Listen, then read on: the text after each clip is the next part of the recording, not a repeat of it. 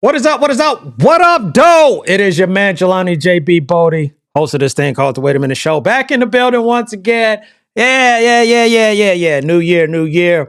Continuing the new year. Let me just say that. And we got a lot of stuff. I got a lot of stuff that we're going to cover. Mainly just the NFL because this past weekend was our first wild card weekend in the NFL, and it did not disappoint, ladies and gentlemen. So you already know. Make sure like, subscribe, turn on those notifications, and all that good stuff.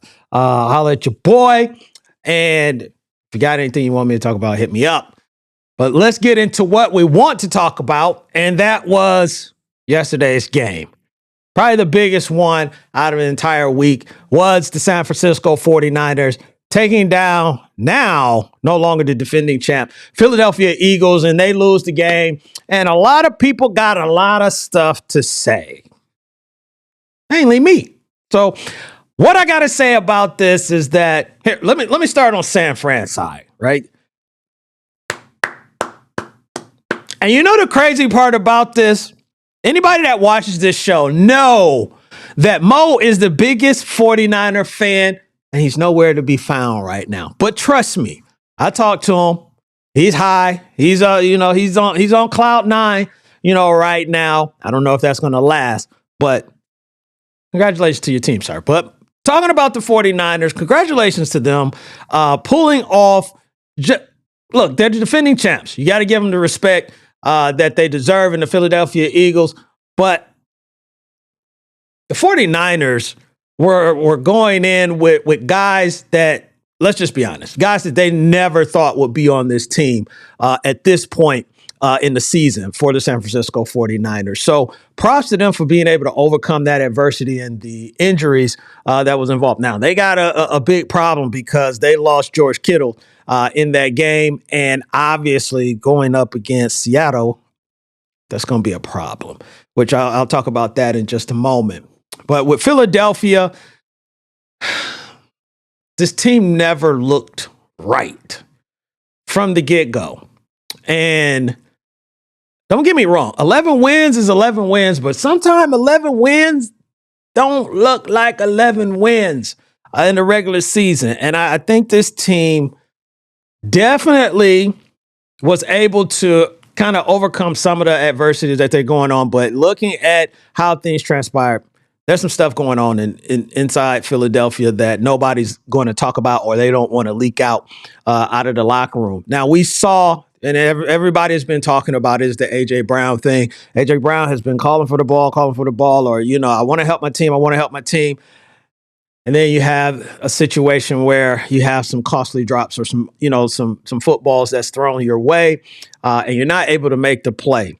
So obviously everybody is, a ton of people is out there killing them for that. But I don't think it was just that solo alone, just by itself with A.J. Brown. Yes, you have to make those catches. He has to make those catches, but you have to make those catches, especially when you've been, calling for the ball. But with the Philadelphia Eagles, they did not have these explosive plays like you saw last year. Saquon had a decent year, and I wasn't expecting him to repeat what he did the previous year. In this game, I think San Francisco did a good job of maintaining, just keeping him, to where he didn't get out of hand. And I think they did an excellent job on slowing down A.J. Brown and Devontae. Now, they had a problem with Dallas Goedert at the beginning, but, they fixed that. And then they won this on their own explosive plays to Jennings to Christian McCaffrey as well. So props to them, for that. I'm not surprised that San Francisco won. Again, looking at Philadelphia, there were some things that just did not seem right with this team, and I'm sure that news is probably going to, or some type of story is going to come out in the next few days, if not the next few weeks, talking about that. Let's go back to Saturday real quick, and the Los Angeles Rams. The Los Angeles Rams bounced back, getting a win against the Carolina Panthers, a team that they lost to just a few weeks ago. And here's what I'm going to say. I'm not going to say that the Rams are totally back because they did give up 31 points to the Panthers, and that can't happen in the playoffs. You chances are you're not just going to be putting up 34 points or 30 plus points throughout the season. Throughout the postseason, you're going to have a game where you need to slow down the other team. So props to them, but they got to fix something, on that defensive side. Another game that I peeped out that was pretty good in the NFC North between two teams that really cannot stand each other, to say the least.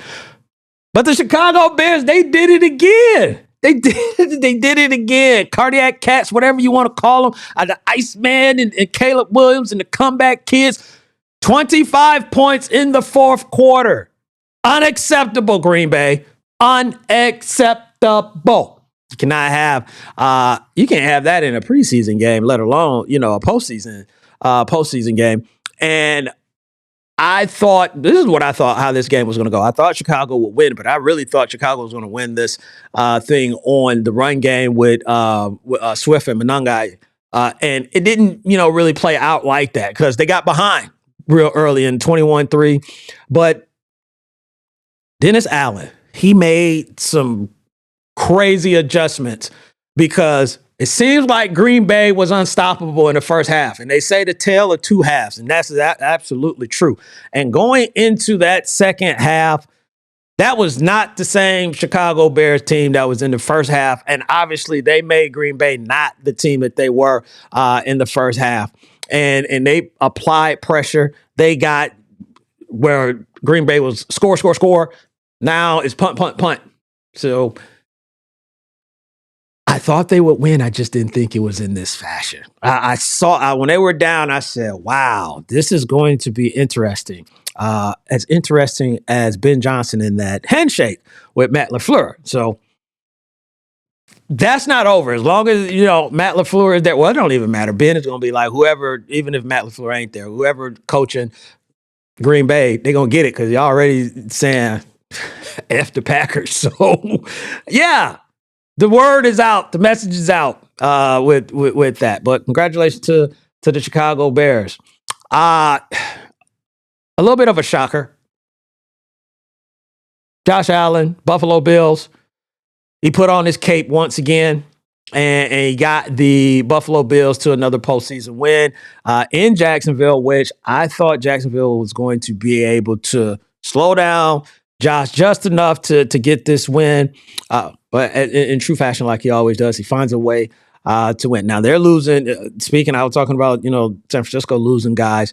They're losing, Gabe Davis and that wide receiver core is pretty thin right now. No Josh Palmer, but they got the job done against, Jacksonville. That was a good game. And it could have went either way.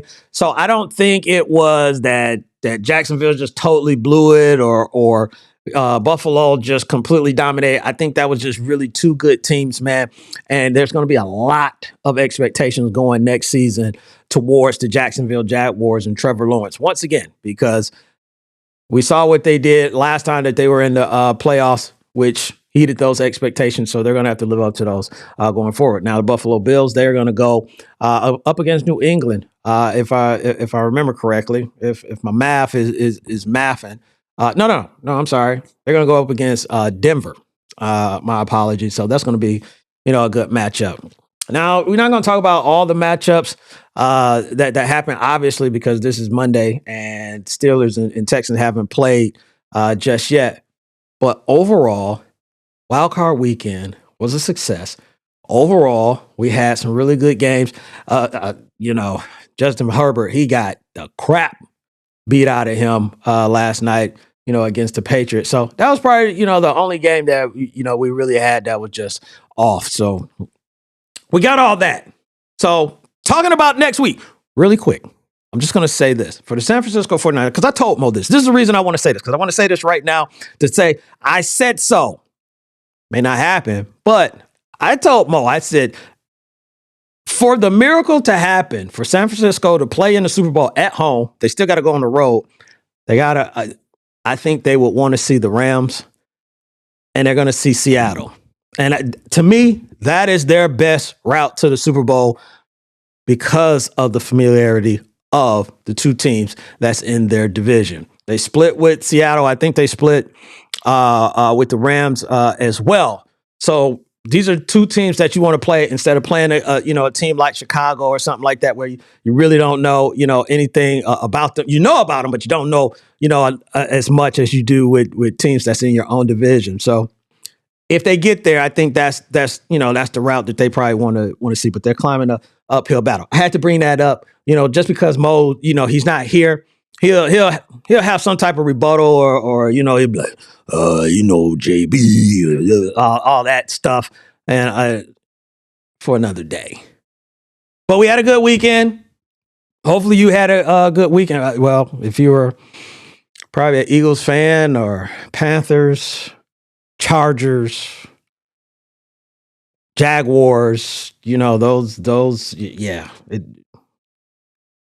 Come sit down with us, me and my Detroit Lions. It's all right. We got room. We can start talking about next year. Next year is next year. So until then, again, like, subscribe, turn on those notifications, and I will holler at y'all later. Two things always: stay positive and push forward. Peace.